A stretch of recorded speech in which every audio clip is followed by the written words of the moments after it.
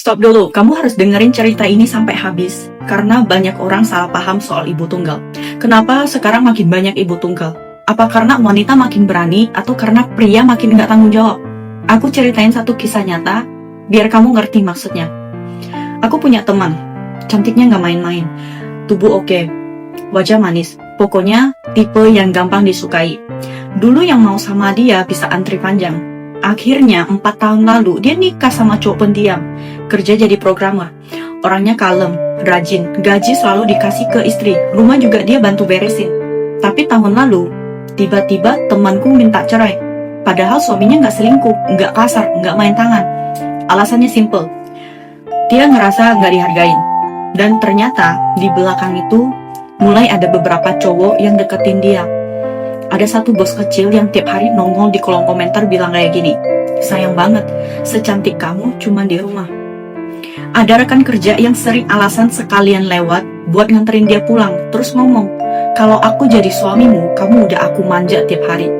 Bahkan ada kenalan online yang baru ketemu 2-3 kali udah berani bilang, kalau kamu single, aku udah langsung nikahin kamu, aku bisa bikin kamu bahagia 10 kali lipat. Kata-kata kayak gitu lama-lama ngeracunin pikirannya. Dia mulai mikir, iya juga ya, suamiku terlalu biasa, aku pantasnya dapat yang lebih.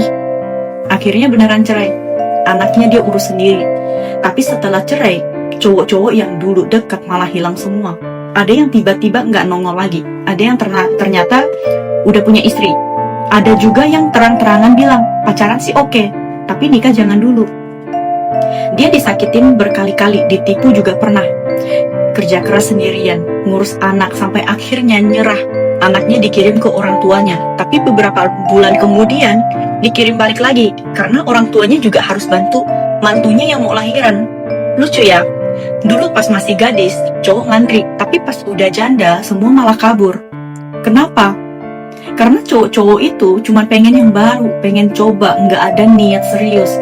Buat mereka, cewek yang udah menikah itu kayak tester gratis, nggak perlu tanggung jawab, tapi bisa dapat perhatian dan rasa penasaran. Tapi begitu si cewek beneran cerai, mereka kabur lebih cepat dari bayangan. Karena di mata mereka, kalau kamu bisa tergoda waktu udah punya suami, nanti juga bisa gitu lagi ke mereka. Masalahnya bukan cuma status, tapi kepercayaan. Makanya buat kamu yang lagi ngerasa suamimu kurang, coba pikir ulang. Kalau dia nggak judi, nggak kasar, nggak selingkuh, dan masih mau bantuin kamu di rumah, itu udah termasuk cowok langka. Jangan gampang termakan omongan manis orang lain. Jangan percaya cerita cinta ala drama yang ujungnya bahagia terus.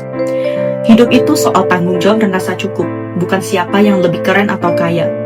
Bahagia itu bukan soal nemu orang baru, tapi soal bisa lihat yang kamu punya sekarang dan tahu cara menjaganya.